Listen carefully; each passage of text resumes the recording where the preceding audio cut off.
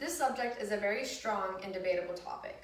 It's been beat to death by your friends, family, and authority. The reason for this being is because the subject needs to be enforced. It's important to do so because it can affect your life and those around you. Texting while driving. It spread like wildfire, not like in the US, but also around the globe. The topic is important and needs to be talked about.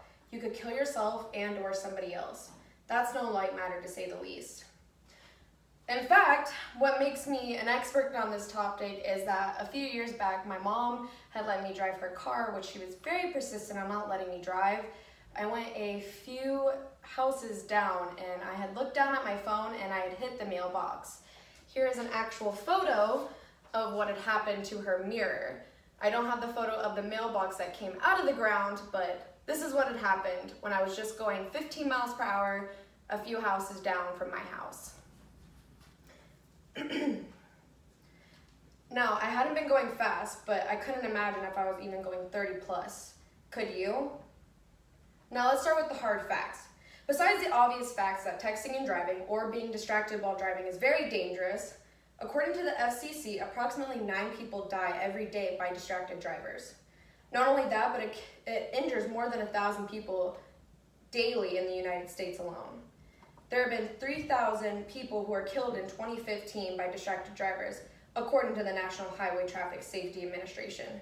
That wasn't including the 300,000 people that were injured. A 2015 survey claimed that 42% of teens text and drive. This is the leading cause of death in teens. Now that you understand how drastic we're talking about, we need to move on to why.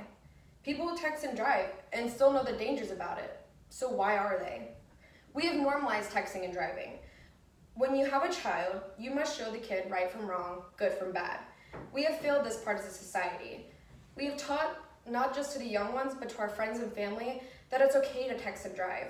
When we see the people we trust doing something, we automatically think it's okay for us to do it as well. Steven Seller is a sociology professor at TTU. He said, texting while driving is a learned behavior reinforced through observing others engaging in such behaviors.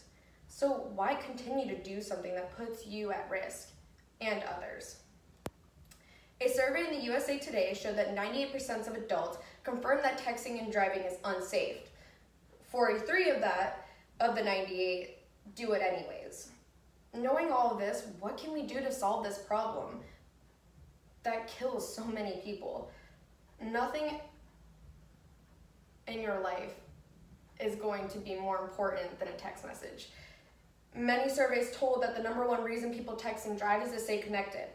If what they're saying is so important, then they'll call. They won't text you. Put your phone out of your reach. Chances are you're not going to want to reach for something that is going to cause you to take your hands and eyes off of the road.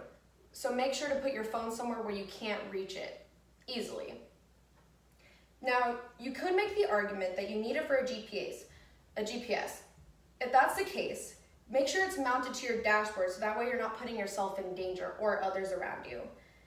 And there's also an app that you can download onto your smartphone that doesn't allow you to text and drive. It can be sent to phones unless there is an emergency at hand. Now, there are many dangers to texting and driving. The facts are shocking, and more importantly, we need to implement these habits into our own lives. No text will ever be more important than your life. Don't ever take your eyes off the road. Your life could flash before your eyes. Endangering yourself or those around you, when you're distracted, who's driving? Thank you.